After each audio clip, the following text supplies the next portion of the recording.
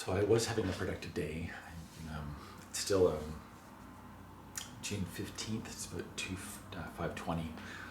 I was having a fairly productive day working on production, pre-production, pre-production, project management so that pre-production can start. Anyway, I guess it is pre-production, just working on logistics for a couple movies, so Alien Brain Fog and Devil's Mountain. Let's try that one more time. I was having a productive day. I was working on pre-production for Devil's Mountain and Alien Brain Fog. Just basically creating the list of tasks so that I can start working on dependencies and, I'm trying to do a top-down approach. So like, here's the task, now break that task into things. That's what I'm doing today. And then I got an email from the union. And the email from the union says, roughly, why are you being so mean to Matthew? He's just doing his job. And Matthew is the guy that's supposed to be representing me in my grievance. This lazy fuck that I've met with twice. Now, he's made this whole scenario where he's met many times with me and he's responded to all my emails, all of which is a crock of shit. Because he didn't ask me a goddamn thing about my case until the day before the first hearing. So like January 23rd, I think, was when we were supposed to meet for the first grievance, where I thought everything was going to be solved because everyone knew at that time that they had fucked up. Everyone knew at that date that they had done it incorrectly and they made a mistake. But what they tried to do is give me $80,000 and say, can you please just go away and pretend we didn't make a mistake? And I said, no, fuck you. I spoke out about anti-black racism and you fired me. You can't do that.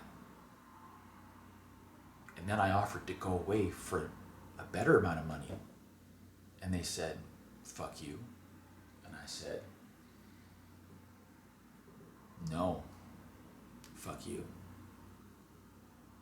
It's really that childish. That's how childish it is. Like, I tried dealing with this as adults, like saying, hey, there's a problem here. Can you please fix the problem? And their whole response is, nah, not listening. They're still doing it. Like, the email today is, why are you being so mean to Matthew? And my response is, will you, for the love of all that's holy, stop gaslighting me? Like, I have told you, I know that you guys don't care about black people. Here's the evidence. Here are the legal precedents. Here's all the evidence that exists that you guys just don't care about black people. So I'm making a documentary about it. And the response is, why are you being so mean to Matthew?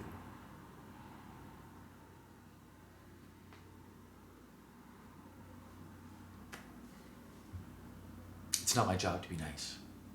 And I don't have an obligation to be nice to someone when you have already fired me. Okay? Like, you've already fired me. It's my old job. You expect me to be nice to people at my old job because they fired me? Fuck off. Just fuck off. Okay? Like, I've spent so long being nice. Niceness is done. It's not my job to be nice to the people oppressing me, because you've spent way more energy focused on my response to the oppression than you actually spent to the oppression itself. And either you're doing that intentionally or you are complete fucking morons. It's one of the two things. Either you are a complete fucking moron or you are intentionally trying to shift the focus onto my behavior to the oppression rather than the oppression itself. You keep wanting to think that I'm a crazy person because I caught you doing what you did. And I'm not panicking about it. I'm not backing down. I'm not being quiet about it. And I'm not being super angry about it. I'm just saying, I got ya. I got the evidence. And now I can show everyone. If you want the proof of systemic racism, here it is. Look at the evidence. Because these fucking morons were so incompetent at their jobs that they just handed it to me. And I spent years thinking, like, seriously? Because I see what you're doing here. Can you not see what you're doing? And their response has always been, no, that's not what's happening. Mm-mm. No, it's not happening. I can see what's happening. It's in an email because you were dumb enough to put it in writing. Or I want to think that's what it is, but what I think it really is that they just assume that I'm so stupid that I won't see what they're doing. Because they don't see me at all. All they see is the color of my skin, and they know that it's worked in the past, so they're going to keep trying it. And again, I did offer to go away quietly if they just paid me what they were going to have to pay me anyway. Like, they know they fucked up with my case. They know everything I say is right. And I can prove everything I'm saying, so it's not libelous. I'm saying, look at this email. What do you think this email says? Look at this video.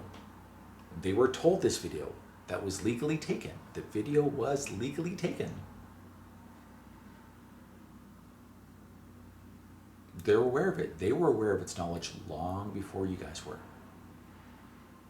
They knew I had that. They knew I had emails and everything, and they just wanted me to go away quietly for like severance. No, motherfuckers. No.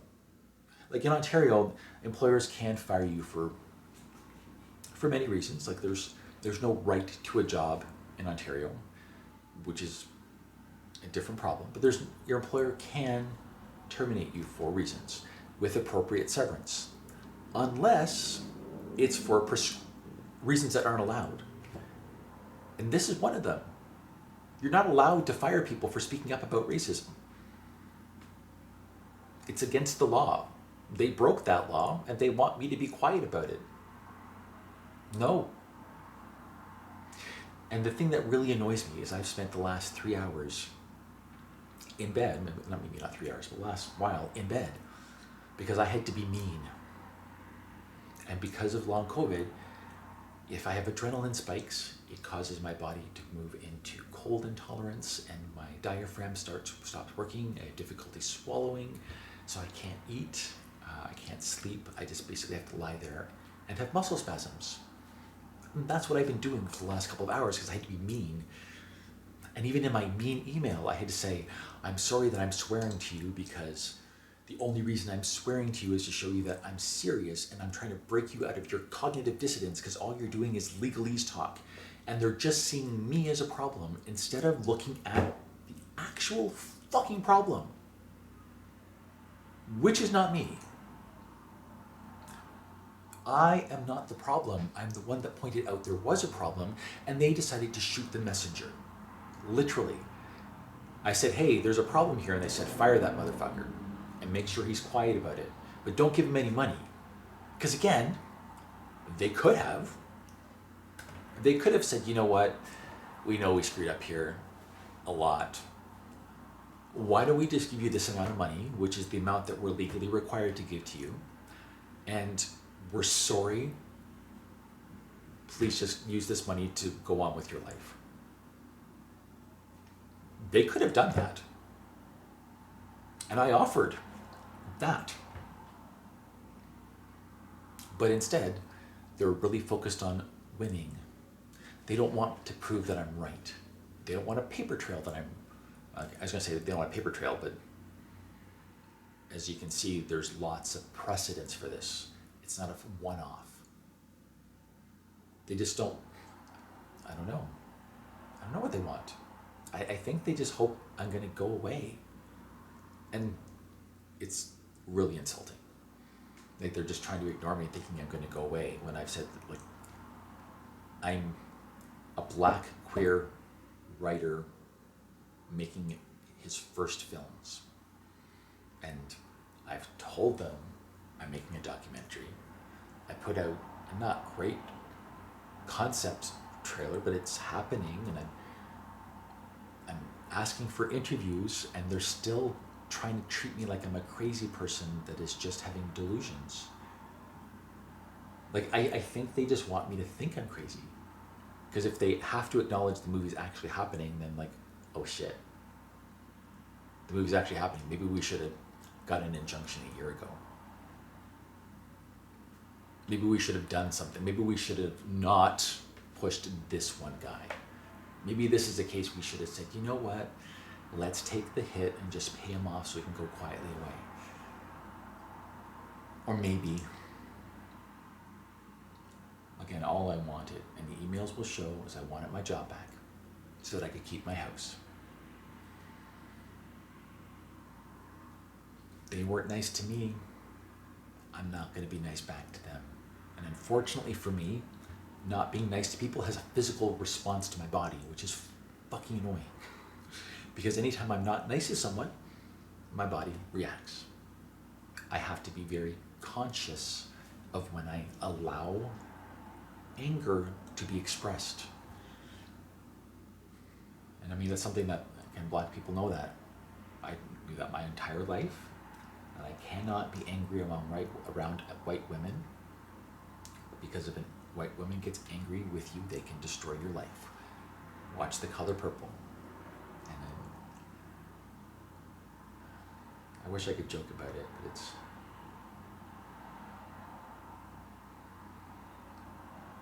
And I'm always having to walk this line, because I know, I mean, that's why I want to deal with patriarchy and misogyny in the second episode of Alien Brain Fog, is because there's a reason the Karen thing, or not Karen, I think we're gonna not use that. It's that phenomenon where white women feel they have to attack Black people. Like, there's a thing behind that, and there's historical, that how white women used to beat the mulatto children of their babies, and should say that differently. I have to do research on the law that was passed that prevented white women from killing Black babies, because there had to be a law passed to prevent that. Because white men were allowed to rape Black women, white men were allowed to rape Black women. That was legal, which resulted in children.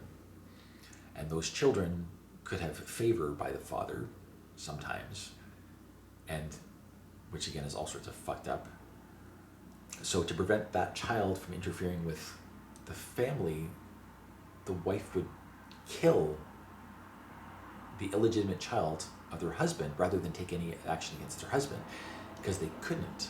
The white woman couldn't take action against her husband, because then the husband could kill her. That was law. So she's looking, where do I focus my anger and rage? Well, I'm allowed to do it against this group, so I can punch down.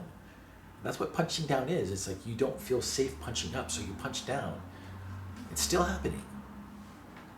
And it's been ingrained in Western society for hundreds of years, and I think it's going to take more than a couple of decades to get rid of it.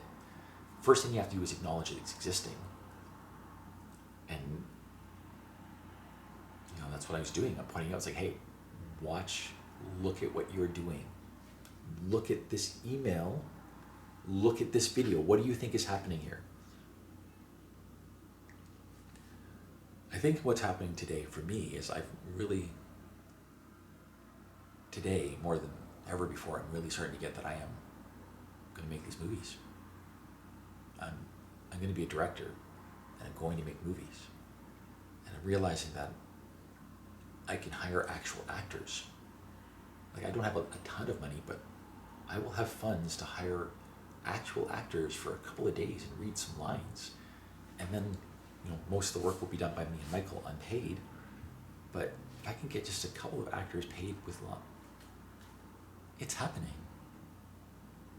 And once Devil's Mountain will help me work out the bugs of what it is to do movies, and get, I want to do the soundtrack for that, because I'm really excited about that, working on the soundtracks. I think with scary movies, sound and music is really important. John Carpenter's Halloween is what it is, largely because sound matches visual. Like, that's, for me, that would be my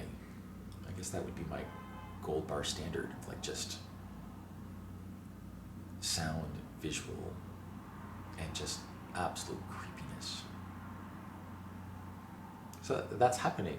And because I'm seeing myself more as a director and I'm focused more on my future, when these shit-faced assholes from my past are trying to show up and gaslight me, it doesn't have the same effect anymore. Like, I can look at their, like, are you guys stupid? Because I can see what you're doing, and I'm done playing games. I'm done playing games. I'm focused on the future, so catch up.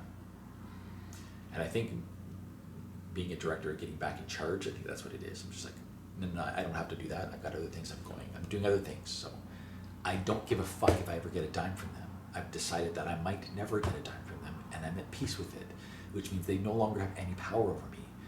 And they can't wrap their heads around that. They literally can't wrap their heads around the fact that they have no control over me, and I'm just going to keep doing what I'm going to do.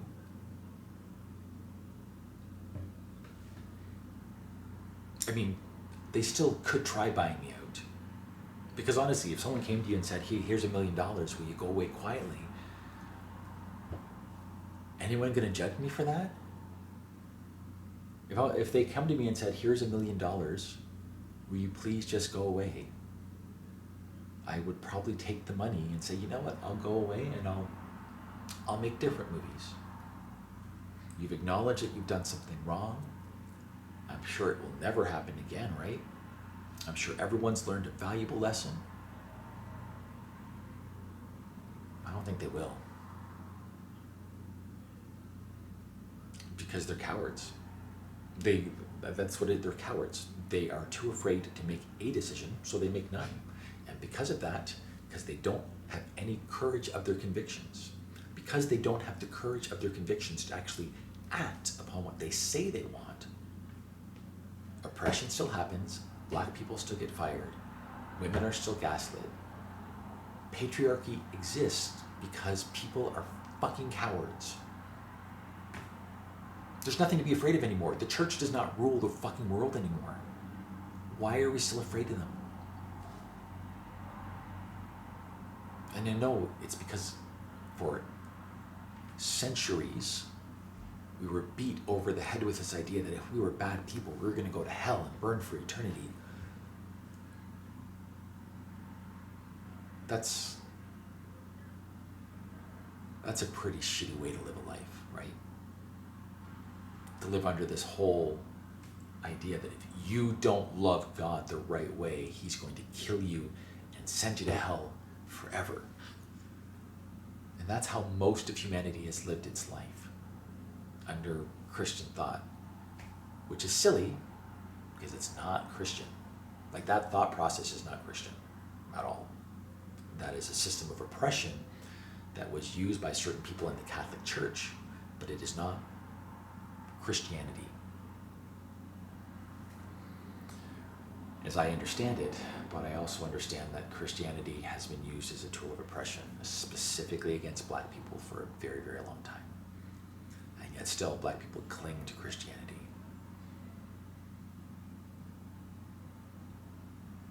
And I think I can see why, though.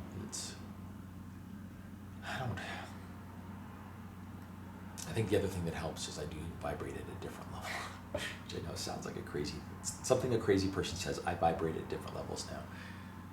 But I was watching this interview with Rick Rubin, and he was talking about why he creates. And he talked about creation is really just like an offering to the gods.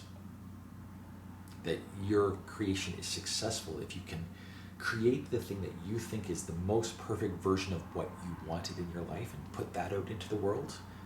And that is your offering, if you want to say to God or to the universe or to culture, to the future. It's like, I have made this thing and this is my contribution to humanity. And it would be really nice if it got paid. Like, it would be super nice if I could just, because I might never get any money from the province because they're assholes and they're stupid. Maybe I'll never get anything. It would be super nice if I can make money from, Devil's Mountain. If I can make a low-budget horror film that gets streaming somewhere and make some money that way, that would be cool. If I can make that movie, and that's my calling card now. It's like, hey, look, I can edit, I can direct, want to hire me? That could be my resume. That's what I'm thinking. It's just like moving forward. creating things that I want to create and hoping that the universe supports me and lets me create the next thing. Well, that's the scary part about art is there is no stable paycheck. Like I could spend the next year of my life creating art and then nothing. And I work at Tim Hortons the next year. And then the next piece of art I create could make millions and I might live in wealth for the rest of my life. I don't know. I don't need a lot though. And I think if I can make enough as a dentist, I can make $80,000 or $90,000 a year, $100,000 a year off art. That would be, I think that's living the dream. If I can make enough to survive and just create content and make people happy and entertain and educate, that would be successful.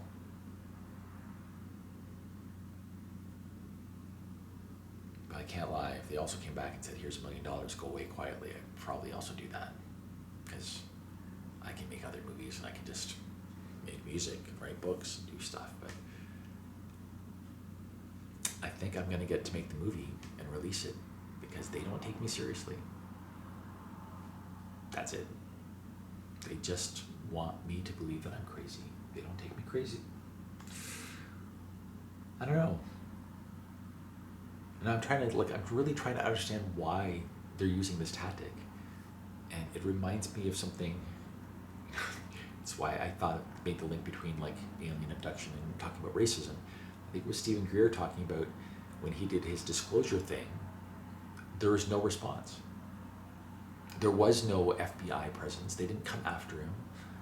They just let him say what he was going to say. And we're like, nope. Now again, what Stephen Greer did like 20 odd years ago, now the government's like, yeah, it's right actually. It's happening. He was right 20 years ago. But they didn't respond 20 years ago because they knew if they responded, that would be an admission of guilt. And that's why the union does not respond to my emails. JP Hornak has not responded to a single email I've ever sent. Not one. And there's been about 80. So I stopped sending them because it's very clear that they have no intention of actually talking. They have no intention of talking to me. They don't want to talk about the problem. They just want me to go away quietly without actually compensating me for going away because they think I'm an idiot. You know, maybe I am an idiot for fighting this fight, but somebody has to, right? Like, how often does this have to happen before someone says, enough? And I guess I'm the guy to say enough.